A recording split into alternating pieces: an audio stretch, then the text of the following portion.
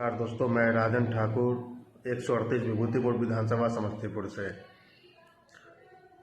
दोस्तों, शास्त्री जी के समय में एक नारा था, जय जवान जय किसान। लेकिन मोदी जी के न्यू इंडिया में ये नारा बदल गया है और अब का नारा है, मरता जवान मरता किसान और भक्त बोले जय श्री राम। देखिए, श्री राम जो है हम सबके पूजनीय हैं, हमारे दिलों में बसते हैं, हमारा आस्था है श्री राम। लेकिन मेरे हिसाब से धर्म और कर्म जीवन के दो पहलू हैं। धर्म वो दिनचर्या है, वो संस्कार है जो हमें जीवन कैसे जीना है वो सिखाता है, और कर्म हमें समाज से, परिवार से बांध के अगले पीढ़ी का उत्थान कैसे होगा ये सिखाता है। महज एक नारे से आप समस्या को छुपा नहीं सकते। आज देश में अनेकों प्रकार की समस्याएं हैं। मैं देख रहा हूँ पिछले कई सालों से छात्र रोड पे हैं, बैंकिंग प्रोफेशनल रोड पे हैं, कभी वकील रोड पे आ जाते हैं, और आज किसान रोड पे हैं। और जब भी कोई रोड पे आता है, जब भी कोई सरकार के खिलाफ आंदोलन करता है, तो इनके जो सो कॉल्ड आईटी सेल जो है, IT cell, Bhajpa IT cell और जो हमारे इलेक्ट्रॉनिक और प्रिंट मीडिया हैं, तीनों मिलके उसे देशद्रोही साबित कर देते हैं, उनको पूरी तरीके से डिफेम कर देते हैं। मानो ऐसा लगता है कि इस पूरे देश में एक ही राष्ट्रवादी है, वो है भाजपा और उसके कार्यकर्ता और संघ। बाकी जो भी हैं वो एंटी नेशनल हैं। तो भैया, एंटी नेशनल उसे देश से निकाल दो ना, वो देश में फिर क्या कर रहे हैं। आज किसान रोड पे हैं, आज हमारे अन्नदाता रोड पे हैं। वो अन्नदाता रोड पे हैं जो कड़ी ठंड में, भरी बरसात में, भयंकर गर्मी में उस खेत में पड़े रहते हैं और वो अनाज उपजाते हैं। उस अनाज से हम सिर्फ खाना नहीं खाते, हमारी देश की अर्थव्यवस्था का रीढ़ का हड्डी है वो। कृषि उत्पाद में भारत नंबर 2 पे है पूरे विश्व में, और दूध उत्पाद में नंबर 1 पे है जो हम एक्सपोर्ट करते हैं बाहर। हमारी इकोनॉमी का एक वो बैकबोन है, और जो उस बैकबोन के जो जनक हैं वो सड़क पे हैं, और उन्हें हम, आप और हमारी मीडिया उन्हें कभी खालिस्तानी कह रहे हैं, कभी शाहीन बाग वाले कह रहे हैं। मानसिकता सर चुकी तुम लोगों की। ये नागपुर से जो ज्ञान आप लोग जो देते हैं बैठे बैठे, क्या आपको शर्म नहीं आती? आपके बाप दादा किसान नहीं है क्या? कोई बिल ले आया, ठीक उसी तरह जैसे नोटबंदी लाया, कहा आतंकवादी कमर टूट जाएगा। जीएसटी लाया, कहा हमने रिकॉर्ड तोड़ टैक्स वसूल कर लिया है, तो फिर हमारी इकोनॉमी तो स्लो डाउन क्यों हो गया? आतंकवादी हमला कैसे कर रहा है? किसी भी चीज़ का एक प्रॉपर एजुकेशन प्लान होता है, जो प्लान बीजेपी द्वारा हर पॉलिसी में मिसिंग होता है, और उस कारण ही हमारा देश का इकोनॉमी का ये बुरा हाल है। आज किसान सड़क पे क्यों है? आपको काफ़ी मिसगाइड किया जा रहा है। हालांकि मीडिया वाले ये बता रहे हैं कि विपक्ष की पार्टियां किसान को मिसगाइड कर रही है। नहीं, विपक्ष की पार्टियां किसान को मिसगाइड नहीं कर रही है। दरअसल ये मीडिया जो है, ये भाजपा आईटी सेल जो है, और ये जो भी भाजपाई संघी जो भी हैं, ये आम लोगों को मिसगाइड कर रहे हैं। मैं आपको बताता हूँ कैसे। जब देश आज़ाद हुआ था तो हमारे सरकारी खजाने में बहुत पैसे थे नहीं। हमारे पास इतने पैसे नहीं थे कि हम किसी को भी समर्थन कर पाते, चाहे वो किसान हो, चाहे वो कोई भी हो। तो उस टाइम जो मनी लेंडर होते थे, जो सूदखोर होते थे, या जो बड़े व्यापारी होते थे, वो किसानों को पैसा देते थे कर्ज पे कि भैया ये पैसे लो और तुम अनाज उपजाओ। और जब किसान अनाज उपजाता था तो ज़बरदस्ती उनसे किसी भी मूल्य पे सामान खरीद लेते थे, जो उनका अनाज था किसी मूल्य पे खरीद लेते थे। सब मान के चलिए, अभी गेहूँ 18 रुपये किलो आप खरीद रहे हैं, आपने मेरे से पैसा लिया, आप पैसा चुका नहीं सकते हो। मैं बोलूँगा भैया तुम्हें ये गेहूँ 14 रुपये किलो देना ही पड़ेगा, जिस कारण किसान को बहुत नुकसान होता था। और किसान जो है लगातार कर्ज में ही रहते थे और आत्महत्या तक कर लेते थे। किसान ने अपना समस्या सुलझाने के लिए पैदल मार्च किया। उस टाइम प्रधानमंत्री हुआ करते थे लाल बहादुर शास्त्री जी। किसान वही थे हरियाणा, पंजाब और पूर्वी उत्तर प्रदेश के। सारे किसान दिल्ली को कूच किए। उस टाइम लाल बहादुर शास्त्री जी ने उन पर वाटर कैनन नहीं फेंकवाया, आंसू गोला नहीं फेंकवाया, उन पर डंडे नहीं बरसाए, जबकि उन्हें आमंत्रित किया कि आप आइए, मुझसे मिलिए, अपनी समस्या बताइए। किसानों ने समस्या बताया है। शास्त्री जी को बहुत बुरा लगा। उन्होंने आश्वासन दिया कि मैं कुछ ही दिनों में आपकी समस्या का हल कर दूंगा, और इसके बाद बेचारे शास्त्री जी चल बसे। इंदिरा गांधी प्रधानमंत्री बनी, वापस आंदोलन हुआ, वापस इंदिरा गांधी तक किसानों ने अप्रोच किया। इंदिरा गांधी जैसी सख्त प्रधानमंत्री भी उन पर डंडे ने बरसाए, उन पर आंसू गैस ने फेंकवाए, उस पर वाटर कैनन ने फेंकवाया, स्वागत किया, बुलाया, कार्यालय में बुलाया, एक कमेटी कार्यालय गई, उनसे बातचीत हुआ, और इंदिरा गांधी ने आश्वासन दिया कि आपका जो भी समस्या है, क्योंकि समस्या थी, जो भी सूदखोर हुआ करते थे, व्यापारी हुआ करते थे, मनमानी दाम में अनाज खरीद लिया करते थे, और किसानों को इससे बहुत परेशानी थी। जो उनका लागत होता था वो लागत भी उन्हें प्राप्त नहीं हो पाता था, और जो सूदखोर हुआ करते थे वो लागत से 1.5 गुना 2 गुना ज़्यादा उसमें पैसे वसूल करते थे। किसान तो बदहाल ही रह गए, पैसे होते नहीं थे, भुखमरी की नौबत थी देश में। और उस टाइम केसीसी वगैरह का प्रचलन था नहीं, कि सरकारी बैंक में इतने पैसे हुआ नहीं करते थे, तो बेचारे किसान क्या करें। तब जाके इंदिरा गांधी ने आश्वासन दिया कि ठीक है, हम आपकी समस्या कुछ दिनों में सॉल्व कर देंगे। किसान राजी हुए। इंदिरा गांधी ने 30 दिनों में, सिर्फ 30 दिनों के अंदर 74 मीटिंग की, मतलब प्रतिदिन 2.5 मीटिंग। सिर्फ किसान के मुद्दे पे 30 दिनों में 74 मीटिंग हुई। हर दिन 2.5 मीटिंग आप एवरेज मान के चलिए। यहाँ मोदी जी तो 30 दिनों में आधे मीटिंग भी नहीं किए होंगे। तब जाके काफ़ी बातचीत के बाद हल ये निकला कि एपीएमसी का गठन किया गया। एपीएमसी में बेसिकली ये था नियम कि जो भी किसान है मंडी में अपना जाकर सामान सीधा बेच सकते हैं, कहीं आपको डायरेक्ट अप्रोच करने की ज़रूरत नहीं है। किसी सूदखोर को, किसी बड़े व्यापारी को आपको पैसे अनाज नहीं बेचना है, आप मंडी जाइए और मंडी में जाके सीधा सामान बेच दीजिए। फ़ायदे 2 थे। पहला फ़ायदा कि आपका इकट्ठा सामान बिक गया। दूसरा फ़ायदा ये था इसमें कि आपको जो सामान बच जाता था वो सामान आपसे सरकार खरीद लेती थी। लेकिन एक दिक्कत फिर आना शुरू हो गया उसके अंदर।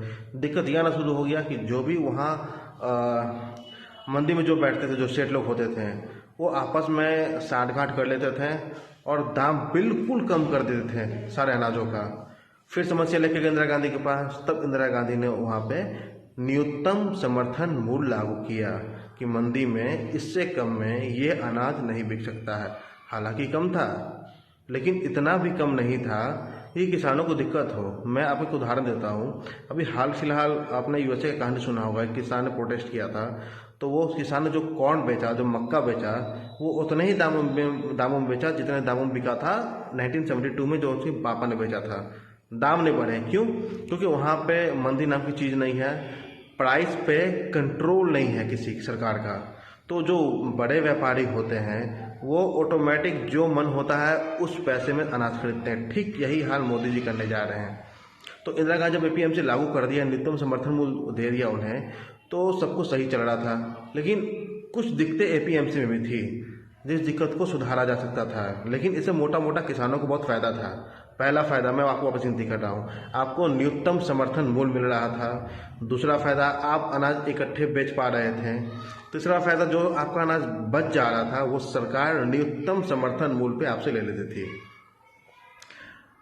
हाल फिलहाल फिर क्या हुआ कि काफ़ी उसमें और जोर होना शुरू हो गया और सेठ लोग साठ-गांठ से काफ़ी किसानों को परेशान करना शुरू कर दिया। लेकिन न्यूनतम समर्थन मूल्य मिल ही रहा था, जो कि कम था, जिसमें बढ़ोतरी होना चाहिए था, जो फिर से मॉडिफाई नहीं हो पाया था।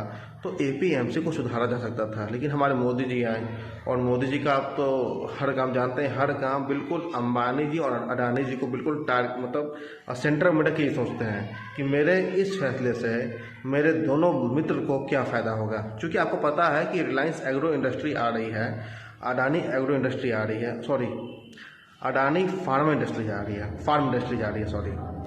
तो दोनों जो आ रही है, तो दोनों को तो बचत होना चाहिए। तो मोदी जी ने सोचा कि अगर मंदी रहेगा, तो पहले क्या था एपीएमसी के अंदर, जो प्राइवेट कंपनियां भी जो होती थी वो मंदी से संभाल लेते थे।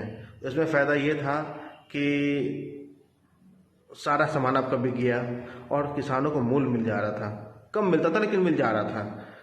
नुकसान ये था कि पैसे कम मिलते थे। अगर 18 रुपये किलो गेहूँ है वो 16 रुपये किलो खरीदते थे, क्योंकि जो मिनिमम सपोर्टिंग प्राइस था वो 14 रुपये किलो हुआ करता था। तो ये दिक्कत था, लेकिन 4 रुपये का फ़र्क था। अब क्या होगा कि अब ये फ्री मार्केट करने का सोच रहे हैं कि मंडी बीच से गायब हो गया। जब मंडी नहीं रहा तो प्राइस रेगुलेशन कहाँ रह गया? सरकार के अंदर तो रहा नहीं। तो किसानों को ये लग रहा है जो कॉरपोरेट घराने आ जाएंगे, जो कॉरपोरेट हाउसेज आ जाएंगे, ये सारे एक हो जाएंगे और ये मूल्य जो है सरकार तय नहीं करेगी। न्यूनतम समर्थन मूल्य तो खत्म हो गया। फिर किसानों को मिला क्या? जो कॉरपोरेट बोलेंगे उन्हें उसी दाम में बेचना पड़ेगा। उदाहरण के तौर पे अभी आप एयरटेल, जियो, आइडिया, वोडाफोन यूज करते हैं। पहले 149 का रिचार्ज करवाते थे 1 महीने का सारी कंपनियों में। आप सारी कंपनियों ने 200 रुपये कर दिया। आपको करवाना पड़ेगा because you have no any other option, क्योंकि ये कंपनी का एक मोनोपोली होता जो वो क्रिएट करते हैं। पहले आपको ललचाएंगे, फिर बाद में आपको लूट लेंगे। तो यही चीज़ अभी करने की कोशिश किया जा रहा है और इसलिए किसान जो है भाई हमारे रोड पे हैं। किसानों का मांग ये है कि आप फ्री मार्केट कीजिए।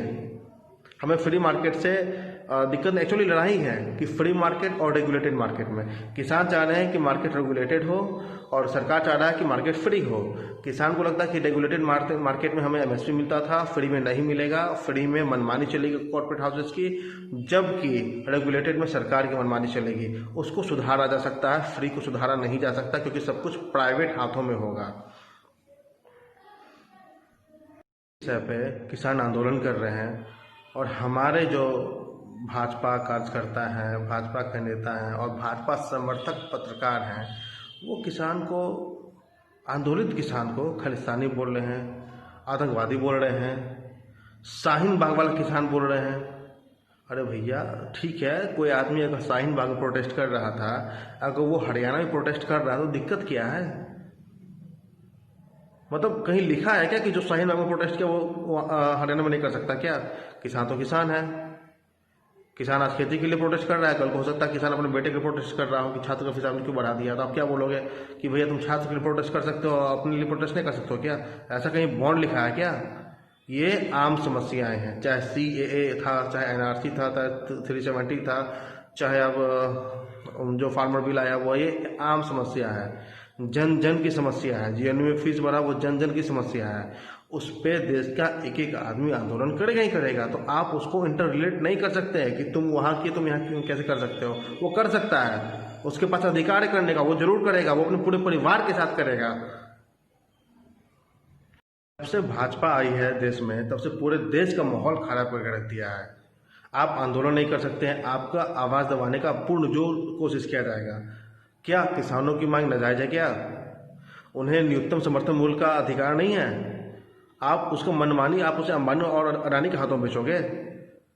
अगर फार्मर बिल में लिखा है कि MSP है तो सरकार वो दिखाए। मैं आपको गारंटी देता हूँ कि मैं किसानों जाके बात करूंगा। किसान का प्रोटेस्ट इसलिए हो रहा है कि उन्हें न्यूनतम समर्थन मूल्य चाहिए। फ्री मार्केट कर दो, उन्हें उससे दिक्कत नहीं है, लेकिन फ्री मार्केट में भी उन्हें न्यूनतम समर्थन मूल्य चाहिए। क्या गलत किसान मांग कर रहे हैं? मैं आप लोगों से पूछना चाहता हूं, क्यों आप लोग उनके खिलाफ लिख रहे हैं? आज आप बोल रहे हैं कि पंजाब के किसान सिर्फ क्यों आंदोलन कर रहे हैं? तो भाई साहब जब अंग्रेजों से लड़ाई हुई थी ना, तो 121 कैदियों में से 94 कैदी पंजाब के ही थे। क्रांतिकारियों का जमीन रहा है पंजाब। शहीद भगत सिंह भी पंजाब के ही थे। जलियांवाला बाग पंजाब के अंदर आता है। क्रांतिकारियों का जमीन है, वो खून से सींचा है उन्होंने देश को। वो आंदोलन करेंगे, पहले भी किया था। जब हरित क्रांति हुई थी, जब APMC हुआ था, उससे पहले जो आंदोलन हुआ था, तब भी मैंने आपको बताया है कि पंजाब, हरियाणा और ईस्टर्न यूपी से ही हुआ था। उसके बाद वो पूरे देश भर में फैला था और APMC के कारण ही हरित क्रांति पॉसिबल हो पाया था, जिसके कारण आज आप इतना ज़्यादा अनाज जो है आप उत्पाद कर पाते हो कम जमीन के अंदर भी। तो आज शुक्रगुजार करो कांग्रेस सरकार का, शुक्रगुजार करो इंदिरा गांधी का, और शुक्रगुजार करो उस टाइम के किसान के संगठनों का, जिनके लगन से, जिनके मेहनत से आज ये पॉसिबल हो पाया है। और आप उनका हक छीन के एक दो व्यापारी के हाथों में जो देना चाहते हैं, ये किसान क्या, ये देश का कोई भी नौजवान किसान कोई भी बर्दाश्त नहीं करेगा। ये देश की जनता पे वार है, ये देश की जनता पे वार है। ये हम कभी बर्दाश्त नहीं कर सकते हैं। हमें किसानों का अधिकार हर हाल में वापस चाहिए। हर बात को जो ये भाजपा टीचर वाले हैं, तो पाकिस्तान से कभी खालिस्तान से, कभी मुसलमान से जोड़ ही देते हैं कि वो पाकिस्तान वाला है, वो खालिस्तान वाला है, वो मुसलमान है। तो भैया कोई भी हो, मैं कहता हूँ कि IS भी इस आंदोलन में हिस्सा ले रहा है, लेकिन मुद्दे की बात करो। जो पॉइंट है किसान का, उस पॉइंट को तुम कैसे गलत साबित कर सकते हो? तुम उस पॉइंट पर बात क्यों नहीं करते हो? जो भी मीडिया वाले हैं, मैं मान लिया कि शाहीन बाग वाले प्रोटेस्ट कर रहे होंगे, मैंने मान लिया कि 370 वाले प्रोटेस्ट कर रहे होंगे, मैंने ये भी मान लिया कि बाबरी मस्जिद का जो समर्थन कर रहे थे वो भी प्रोटेस्ट कर रहे होंगे, मान लिया तुम्हारी बात। लेकिन मुद्दा जो है न्यूनतम समर्थन मूल्य, वो तुम कैसे गलत साबित करोगे?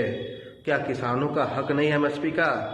क्या किसान जो खेती करता है, जो खून पसीने से जो सिंचाई करता है, क्या उसका हक उसे नहीं मिलना चाहिए? आप उसके हक के खिलाफ क्यों हो? आपने कभी अंग्रेजों की गुलामी की, हमेशा से बाहरी शक्तियों को मदद किया, कभी पाकिस्तान से का आपने मदद किया, कभी जिन्ना का मदद आपने किया। अरे जिन्ना के साथ मिलके तो आपने भाई देश बांट दिया, सरकार बना लिया, और आज आप राष्ट्रवाद और हिंदूवाद की बात करते हैं।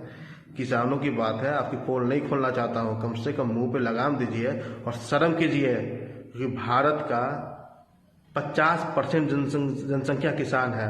और शर्म आती है जो जब बजट पास हुआ है, उस 50% जनसंख्या जो किसान है, उनको GDP का सिर्फ 0.4% उनको मिलता है। शर्म आनी चाहिए आप लोगों को। मैं फिर से दोबारा आपसे रिपीट करता हूं कि किसान का जो मांग है वो जायज़ है, हमें उसे समर्थन करना चाहिए, अफवाहें नहीं फैलानी चाहिए। अफवाह फैलाने से हमारा नुकसान होगा, क्योंकि अगर किसान गुस्से में खेती करना बंद कर दिए ना भाई साहब, भारत की जो भी -23.9 GDP है ना, वो आगे चल के कहीं -50 में पहुंच जाए, क्योंकि हम कृषि आधारित अर्थव्यवस्था हैं। इस बात को अगर आप समझते हैं तो बहुत अच्छा है, नहीं समझते तो भैया जय श्री राम।